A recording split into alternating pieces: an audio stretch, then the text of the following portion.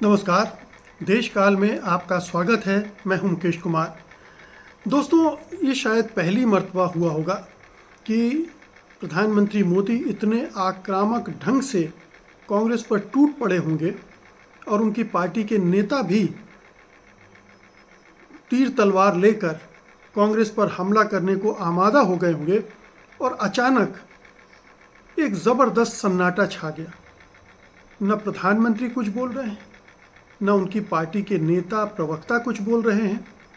एक ज़बरदस्त खामोशी, एक डर, एक आशंका, इस सब ने उनके मुंह सिल दिए। और दूसरी तरफ कांग्रेस पार्टी हो या इंडिया गठबंधन के दूसरे घटक हों, वो फ्रंट फुट पर आ गए हैं। वो चढ़ चढ़ कर हमले कर रहे हैं, बार बार सवाल पूछ रहे हैं। ये दांव उल्टा कैसे पड़ गया?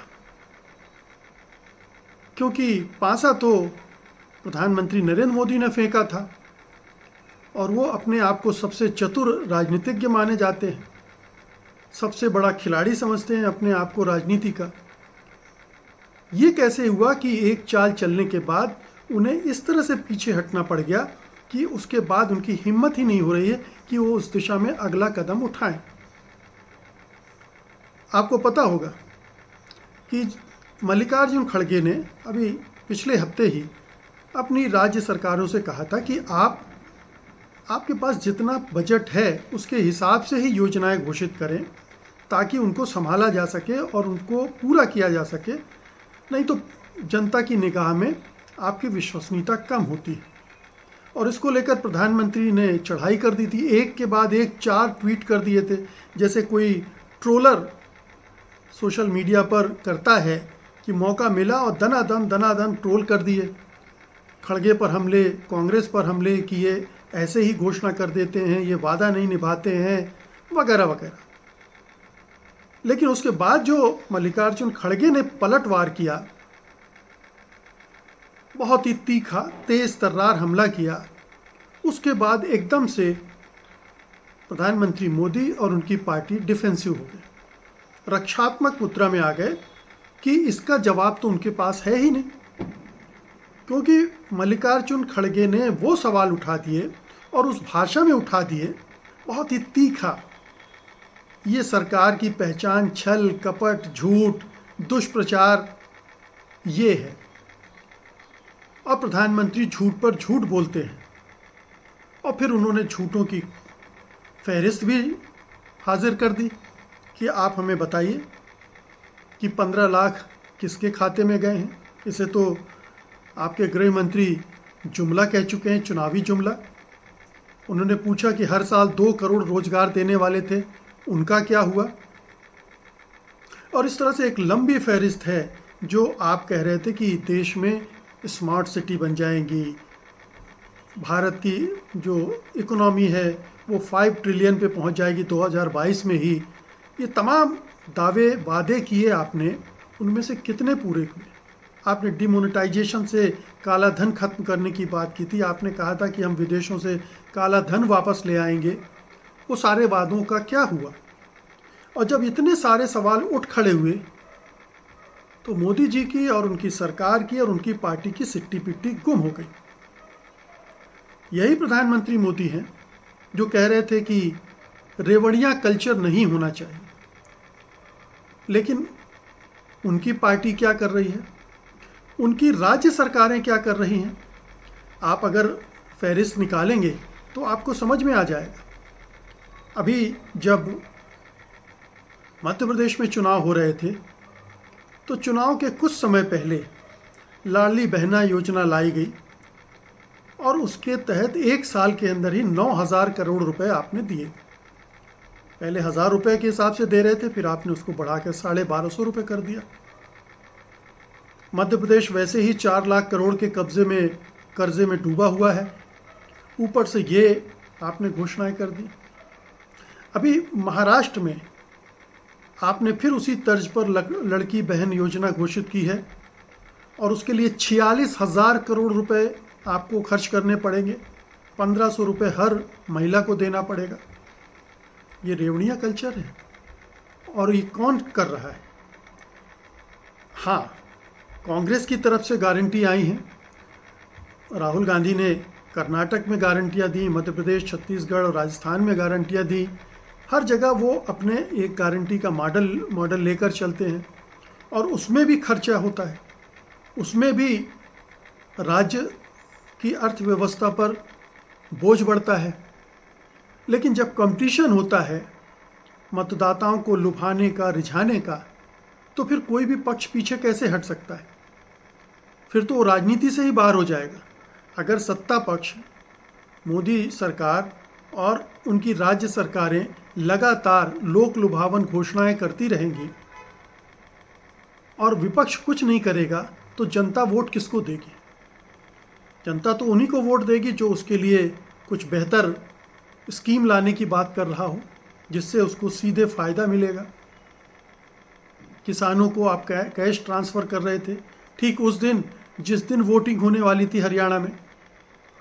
तो सबसे ज़्यादा तो रेवड़ी कल्चर आपने फैलाया।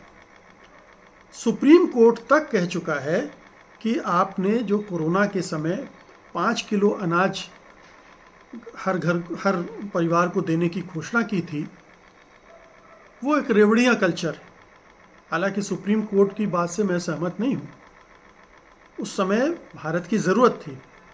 इतने लोग गरीबी रेखा के नीचे चले गए थे कि उनका जीना मुहाल हो गया था। उस समय उनको मदद की ज़रूरत थी, लेकिन उसको बाद में भी कैरी किया गया, क्योंकि एक के बाद एक चुनाव में आपको उनसे फ़ायदा लेना था।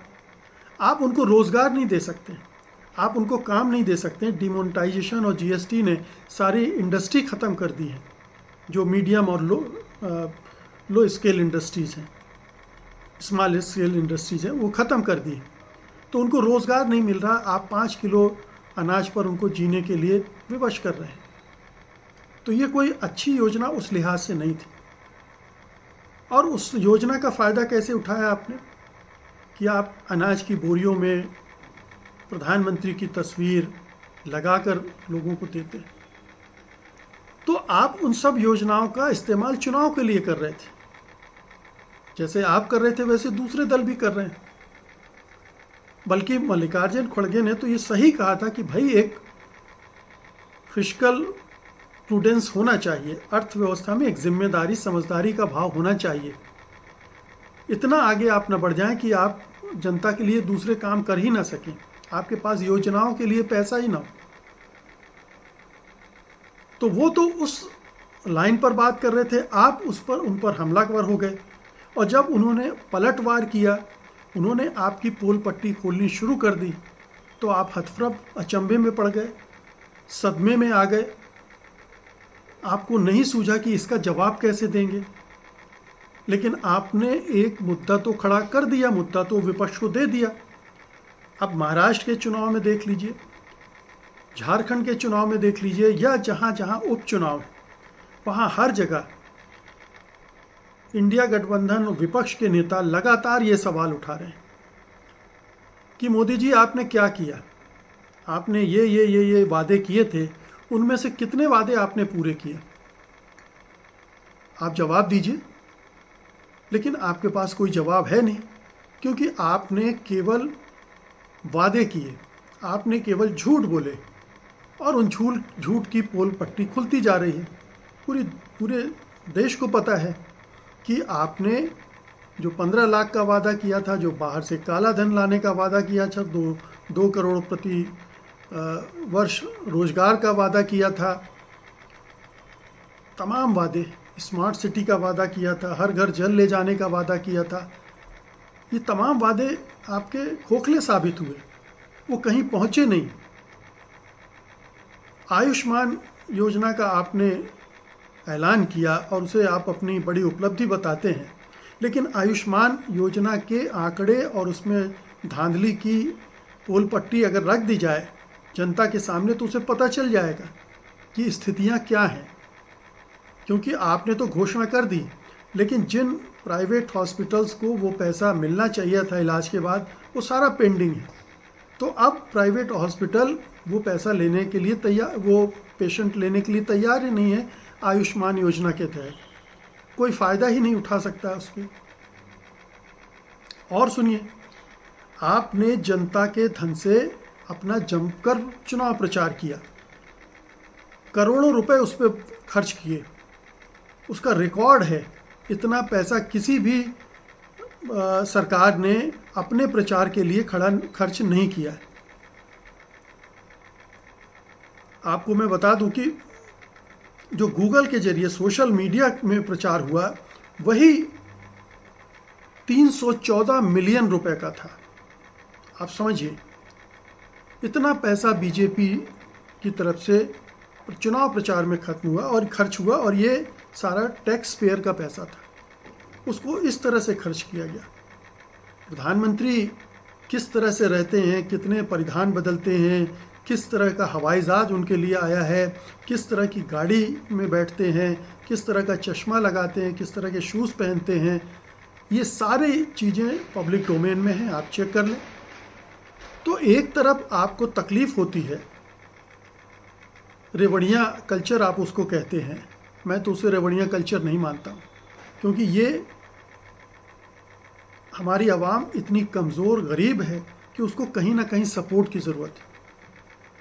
और दूसरी बात यह है कि जो कारपोरेट्स को आप 15 लाख करोड़ दे चुके हैं और लगातार देते जा रहे हैं, उसके मुकाबले ये जो धन जा रहा है बहुत कम है। असल में तो असली रेवड़ियाँ खा रहे हैं कारपोरेट घराने, और आपके मित्र तो गजब रेवड़ियाँ खा रहे हैं। उनको रेवड़ियों में एयरपोर्ट मिल रहे हैं, पोर्ट मिल रहे हैं, सीमेंट की कंपनियां मिल रही हैं, पावर स्टेशन मिल रहे हैं, सारी अर्थव्यवस्था उनके हाथों में दिए जा रही है, सारा खजाना उनको सौंपा जा रहा है। तो रेवड़ियाँ वो हुई या जो केवल जीने के लिए जिनको सपोर्ट मिल रहा है वो रेवड़ियाँ कहलाएंगी।